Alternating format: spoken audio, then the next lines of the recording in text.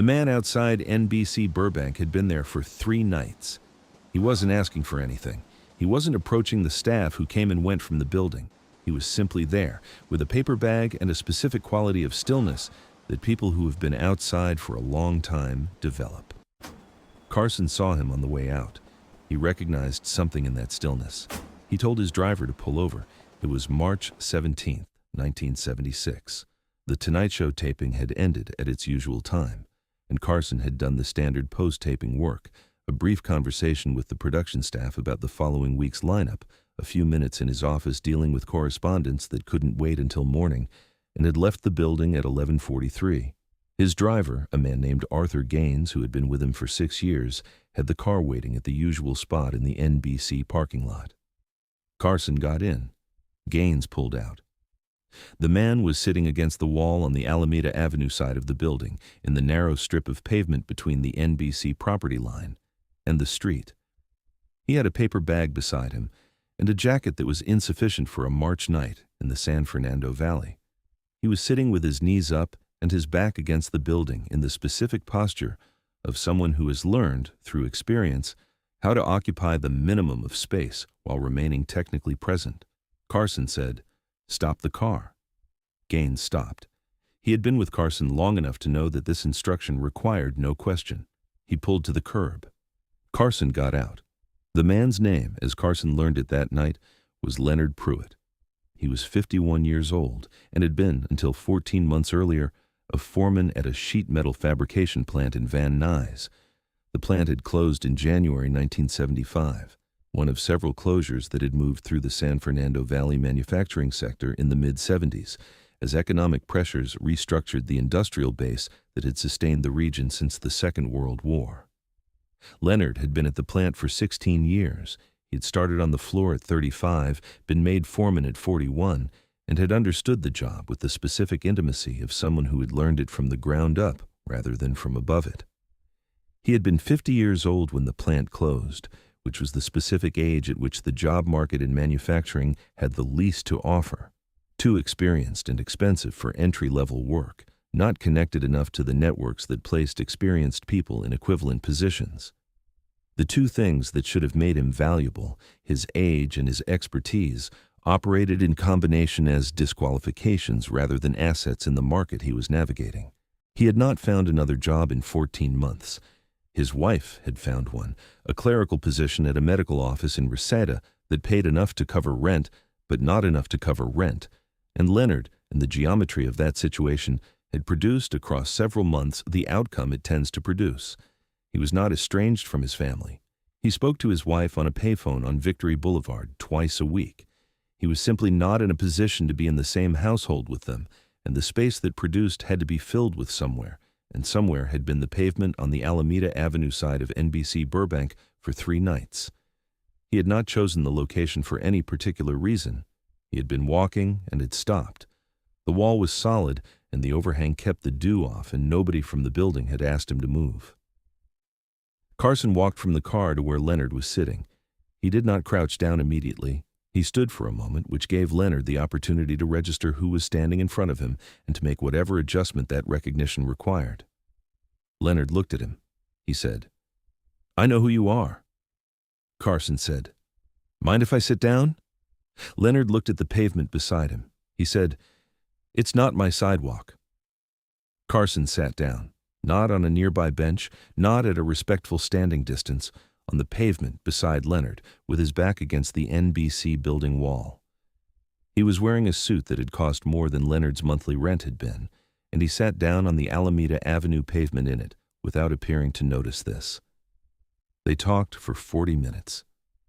Carson asked about the plant, specifically about sheet metal fabrication, which he knew nothing about and was apparently genuinely curious to understand.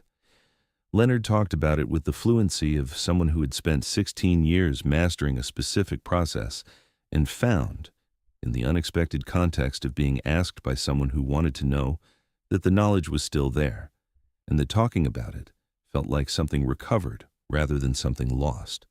He talked about the gauges and the cutting tolerances and the specific skills that the job required, and that most people who had never been inside a fabrication plant didn't understand, because the product looked simple when it was finished, and the complexity was all in the process. Carson listened and asked the kind of follow-up questions that confirmed he had actually heard what was said. The specific details, the technical language, the things that would have been invisible to someone who was performing attention rather than paying it.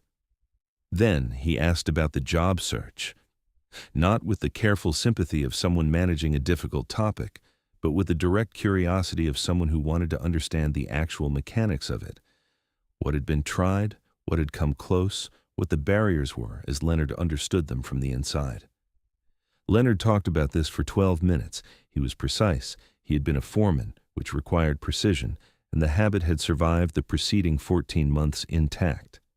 He described the job search with the specificity of a man who had been thorough and methodical and had run up against things that thoroughness and methodology could not solve. Carson listened with the quality of attention that Leonard would later describe as the most complete anyone had given him in 14 months. At some point in the 40 minutes, Leonard was not certain when, and the sequence had blurred slightly in the memory of someone who had been outside for 3 nights, Carson asked about the plant closing specifically, not the economic causes which Leonard had covered, but the day itself, the last day, what it had been like to lock up a place you had worked in for 16 years for the last time. Leonard was quiet for a moment. He said, "I went back the week after. The building was already being cleared out. I stood outside for about 20 minutes. Carson said, "What were you looking for?" Leonard said, "I don't know. Something to be different, maybe. Something that would make it less final." Carson said, "Was it?" Leonard said, "No." Carson said, "No." He said it the way he sometimes said things that were true and didn't need elaboration, as a shared statement rather than a response. 2 letters that contained, in their specific delivery, the full weight of understanding what it meant to stand outside something that had been finished and find that the finishing didn't become less final just because you were looking at it. Leonard said, "You've done that." It was not a question. Carson said, "Yes."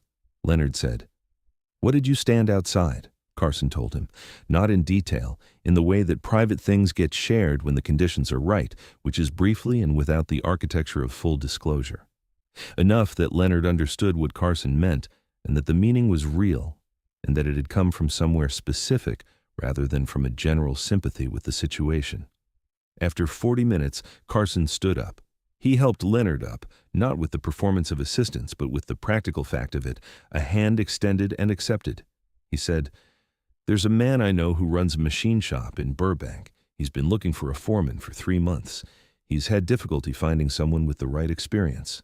He gave Leonard a name and a phone number written on a card from his jacket pocket. He said, "Call him in the morning. Tell him I gave you the number." Leonard looked at the card. He said, "Why?" Carson said, "Because you know what you're doing and he needs someone who knows what they're doing."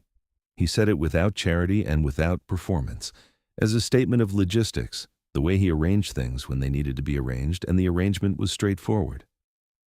He shook Leonard's hand. He walked back to the car. Gaines pulled away from the curb. Leonard Pruitt called the machine shop in the morning. He spoke to the man whose name was on the card. He was hired 3 days later. He worked there for 11 years until his retirement in 1987. In 1986, 10 years after the night on Alameda Avenue, Leonard walked into the NBC Burbank reception and asked to leave something for Johnny Carson. The receptionist called up. Carson came down himself, which was not the standard procedure for deliveries, and which the receptionist noted with the specific attention of someone who understood that the standard procedure had been set aside for a reason. Leonard handed Carson a folded piece of paper and a small object. The piece of paper was a letter, 1 page, handwritten, describing the 11 years at the machine shop, the retirement coming the following year, the wife who was well, and the household that had been whole again for a decade, and what the card from a jacket pocket on a March night in 1976 had made possible. The small object was a piece of sheet metal, cut and folded into a specific shape, a small bird, the kind that required precision and patience, and the particular knowledge of how metal behaved under the pressures required to make it into something other than a flat surface. It was extraordinary work, the kind that demonstrated in its execution exactly the expertise that Leonard had described on the Alameda Avenue pavement 10 years earlier. Carson read the letter in the lobby. The receptionist said afterward that when he finished reading it, he stood for a moment looking at the small metal bird in his hand, turning it, examining the joints, the way someone who understood craft examined craft. Then he looked at Leonard. He said, "This is extraordinary work." Leonard said, 16 years of practice." Carson shook his hand. He said, "Congratulations on the retirement." Leonard said, "Thank you for the card." Carson kept the metal bird on his desk. His assistant dusted around it for 16 years without knowing its origin. After his death, when his personal effects were being organized, she asked about it. Nobody in Carson's immediate circle knew the story. It took 3 months to trace it back to Leonard Pruitt, retired, 81 years old, living in Burbank 4 miles from the NBC building. When she reached him, Leonard told her the story. He told it the way he had told it only once before, carefully with attention to the specific details, without embellishment. He said, "He sat down on the sidewalk in his suit. I thought about that for a long time afterward. He didn't have to do that. He could have handed me a card from the car window, but he sat down." He paused. He said, "When someone sits down next to you on the pavement, they're telling you something that they're not saying in words. They're telling you that where you are is a place they're willing to be. That changes what you are willing to say." He said, "I told him things I hadn't told anyone, because he sat down." If this story reminded you that the most important thing you can do for someone is simply be willing to be where they are, share it with someone who needs to hear that today. Subscribe for more untold stories about the legends behind the television, and leave a comment about someone who sat down next to you when you needed it most. Carson's driver, Arthur Gaines, gave one interview about that night 30 years later to a journalist writing about Carson's private philanthropies. He said he had driven Carson for 6 years and had witnessed many things that Carson never discussed publicly. He said the night on Alameda Avenue was different from all of them. He said, "Most of the time when he stopped for someone, there was a transaction. He gave something and they received it, and he got back in the car. That night, he sat down. I watched him from the car for 40 minutes. He didn't stand over the man. He sat down beside him on the pavement in his suit." He said, "I've thought about that for 30 years, the sitting down part specifically, what it communicated, what it made possible." He paused. "The thing about sitting down is that it's irreversible. Once you sit down on a pavement next to someone, you've committed to being at their level. You can't manage that from above. You have to be in it." He said Carson got back in the car at 12:23 and they drove home, and Carson said nothing about what had happened, and Gaines did not ask. He said they drove in silence for 40 minutes and that the silence was not uncomfortable. It was the silence of someone who had done something that was finished and did not require discussion. He said, that's how he was with the things that mattered to him. He did them and he didn't talk about them. The doing was the whole thing. Carson never mentioned Leonard Pruitt. He never mentioned Alameda Avenue. The metal bird sat on his desk for 16 years, and the people around him assumed it was a decorative object of some kind, the kind of thing that ends up on desks without anyone quite remembering where it came from.